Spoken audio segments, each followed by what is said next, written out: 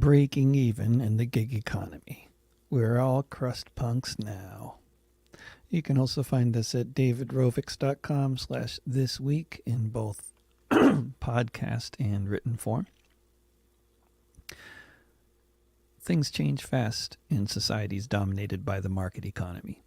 When a place is growing, it grows fast. When a place is decaying, it decays fast too. It's the same with professions of all sorts. An average gallon of gas in the U.S. now costs over $5, and the cost of food has risen dramatically as well. Plane tickets, as well as the fees charged by rental car agencies in much of the world, have doubled or tripled in price.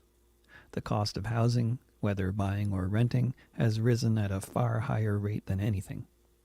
These are all regular stories in the news. The impact of these more recent developments on the cost of traveling in particular seem to warrant a little revisit to the topic of the current state of the gig economy, for that classic little subset of the gig economy known as touring performers.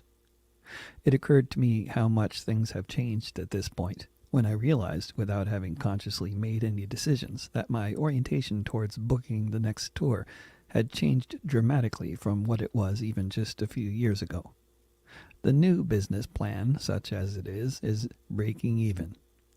Given that my situation is very relevant to the situation other artists are in currently, I thought I'd maybe help unpack some of these snippets you might have heard on NPR, such as an interview I heard recently with a member of a band that is thinking about canceling some festival gigs because of the rise in the cost of gasoline. Some folks are doing just fine, to be sure. The real estate companies and the banks that own them, the property management companies and the banks that own them, they're doing better than ever. Big tech is doing very, very well. Similarly, with music acts that are able to scale up or charge more or otherwise adapt to the new circumstances, if an artist is popular enough, their touring operation may be able to triple the ticket price for the show at the 1,500-seat venue that's going to sell out anyway, for example, in order to deal with the rising expenses. Artists and audiences may be unhappy with the ticket prices, but not as unhappy as the artists that can't afford to pack those venues anymore in the new economy, and thus have to stop touring with the band altogether.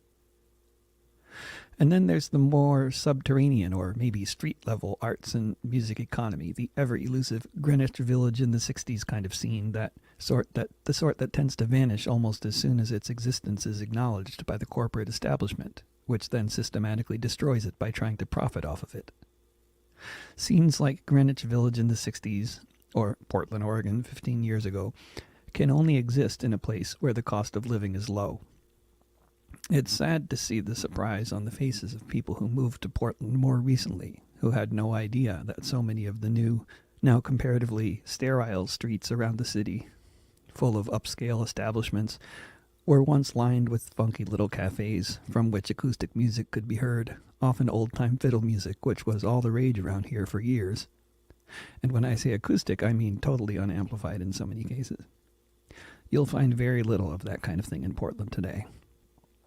The ongoing gentrification of Portland and so many other cities notwithstanding, if you look for the underbelly of the traveling performer gig economy, you'll find people who are traveling like bees to flowering plants, seeking out those diminishing spaces where there's still a more or less thriving scene involving small independent cafes and other such venues for small acts to perform for small audiences. When we're talking about a few dozen people in a space that fits a few dozen people at the maximum, this is a fragile ecosystem, easily destroyed by capitalism. These spaces really only tend to thrive or even exist in areas where those running the venue aren't having to spend most of their time and effort figuring out how to shell out another trove of monthly earnings to the landlord. Venues that have to come up with enough money to buy a new car every month have other priorities, and can't even think about offering their space to host your weekly folk club because they no longer have that function room upstairs from the cafe anymore. When we hear about developments like inflation and the particularly dramatic rise in the costs of food, gas, and anything else associated with eating or traveling, the story can be just a story. But if we connect the story to broader trends, the picture it paints is bleak. For example, if we look beneath the hood here, with the example of a band that is thinking about canceling a festival gig a couple 100 miles away because of the rise in the cost of gasoline, the first thing that comes to my mind, and presumably others, is just how marginal were the economics of doing this gig in the first place, that the rise in the cost of gas makes or breaks whether you can do the gig at all.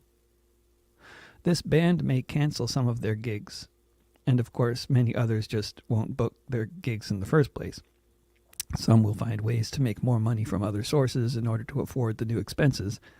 Others will find ways of cutting costs further than they probably already have, such as in this case by packing the band up with the instruments into a Greyhound bus instead of a tour van. What won't generally be mentioned in a 3-minute news story, of course, are what similar situations the band faced prior to the $5 gallon of gas one. What costs did they likely cut in the past in order to make past tours possible?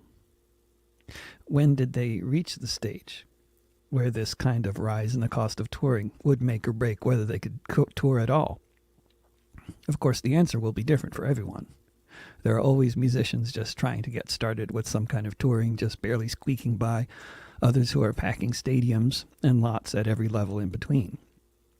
But in terms of fundamental changes in earnings and expenses for any traveling performers attempting to subsist in that most precarious of scenes characterized by the small independent venue, the backstory here can be summarized, or at least I'll give it a stab. The 1990s were very far from a golden age for artists. But rent in most of the U.S. was still relatively low, small independent venues were relatively plentiful, student groups at colleges and universities were still well-funded and spending a lot of their money on visiting performers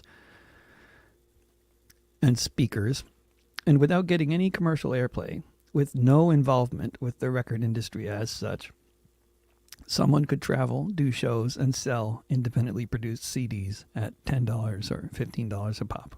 There were, of course, plenty of people involved with performing who weren't making a living at it. Sometimes this was more or less by choice, or because people were more or less allergic to money. I knew lots of punks who just couldn't bear charging for their CDs, or if they did, they'd sell them for barely more than the cost of production, like a few dollars. Giving away their CDs, or refusing to sell them for more than a few dollars, they also couldn't afford to maintain a car with a full tank, but they preferred to hop freight trains anyway. Equally, lots of others were more realistic about these things and would manage to charge for their CD sales. But then, regardless of how much he might have made from ticket sales or anything else related to playing gigs, if you had a good crowd, they'd buy CDs. And if you sold dozens of CDs in an evening, you'd make substantial amounts of money, like enough to make a decent living. In the 2000s, with the rise of MP3s and music piracy, as downloading an MP3 you didn't pay for yourself was coming to be called, the major record labels and the artists on them suffered massive financial blows. The music industry began its rapid collapse in this period, shrinking down to a fifth of what it had been. I haven't seen a clear breakdown of the stats on this one, but I know that for me, and I think for lots of other independent artists, the first decade of this century, CD sales were still great. My impression was that music piracy was mainly a problem for the really famous artists. For independent artists, it was much less likely that anyone would bother to make all our music available for free download somewhere on the web that most people would feel comfortable going and downloading files. More of a problem during this period was the inexorable rise in the cost of housing in more and more cities, and the precipitous decline in small independent venues that went along with that phenomenon, especially in the more expensive cities like San Francisco, Seattle, and New York, accompanied by the rapid decline in student groups with budgets, in the US at least. In the 2010s, the collapse that the big record labels and the rock stars had dealt with in the previous decade caught up with independent artists, brought on largely by the phenomenon of free, legal music streaming platforms, specifically Spotify, which came to dominate the music streaming landscape globally. Suddenly, for me and many other artists who had already had all our catalogs signed up for streaming on what had been a bunch of different paid streaming platforms, The rug was pulled from beneath our feet. If you had more of a youth following, it was faster and more devastating of a process. This sudden massive loss of income was accompanied by a further rise in the cost of housing and a further loss of small venues. For some of the specific stats, I recommend the book The Death of the Artist by William Dershowitz, which came out near the beginning of the pandemic. But basically, the ranks of independent artists shrank. Folks found other jobs or more fully transitioned to other forms of work.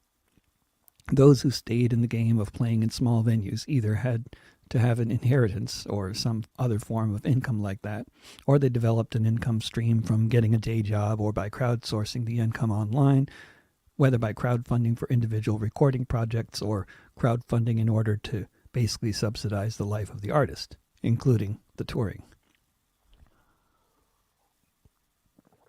Touring in the post-merch era, combined with the problems associated with the housing crisis and the independent venue crisis, was more and more precarious. By no coincidence, this period of industrial collapse associated with the rise of Spotify's free tier also saw the rise of crowdfunding platforms like Kickstarter and Patreon. Those who hadn't moved to other pursuits were still trying to make records, but in the absence of being able to fund the costs of renting a studio and hiring musicians and otherwise putting out a recording by selling CDs, they were raising the money through crowdfunding, or trying to, and failing, far more often than not, and then drastically cutting back on the vision of a given recording or other such project. Let's skip the bass and drums in the studio and just record with 2 guitars in our bedroom.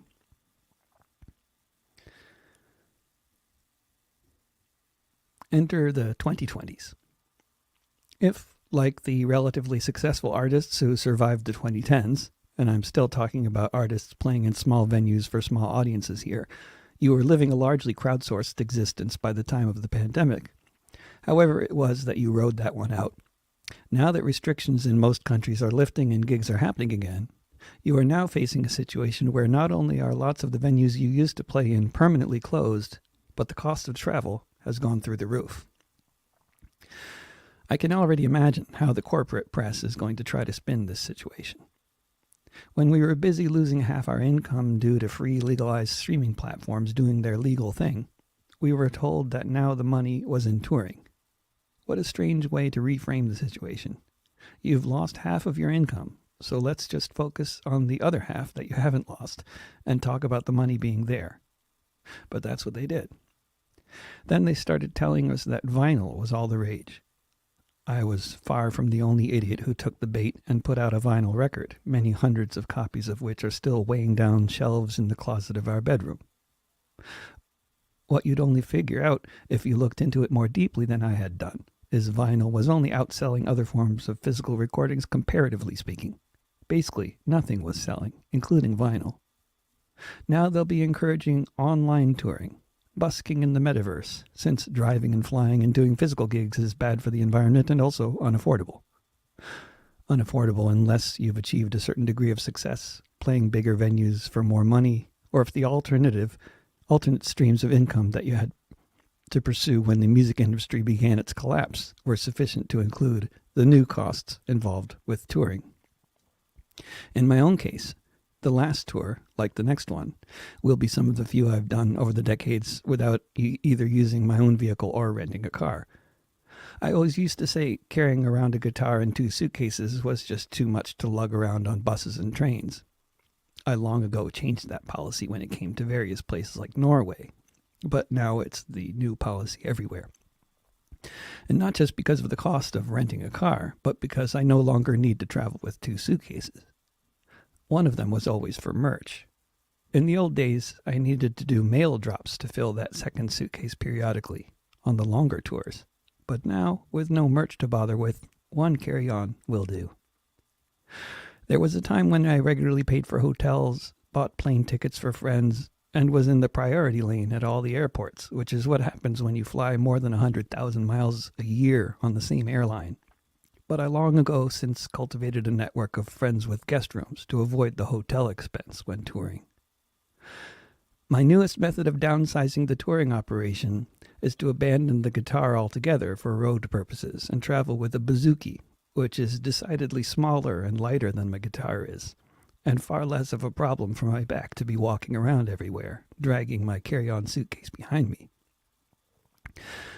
A few years ago, I wouldn't have really given it much thought, but being in a situation where touring is only possible if someone else buys my plane ticket, and then when I reach my destination I travel by bus or train to gigs because cars are too expensive, and stay with friends because hotels are out of the question, what's the next cost-cutting measure that must be taken to keep this touring hobby going? Unlike rental cars and plane tickets, train tickets in many places are subsidized by governments, and they don't just triple the price when the market apparently dictates they should. So maybe they won't become as unaffordable as other things have become. If they do, though, perhaps it'll be time to downsize the bouzouki to a mandola, and downsize the carry-on suitcase to a knapsack, and learn to hop the freights with the Crust. Though I still know too many people with guest rooms to need to sleep outside for too many nights, and thus may never quite achieve crust punk status. I can aspire.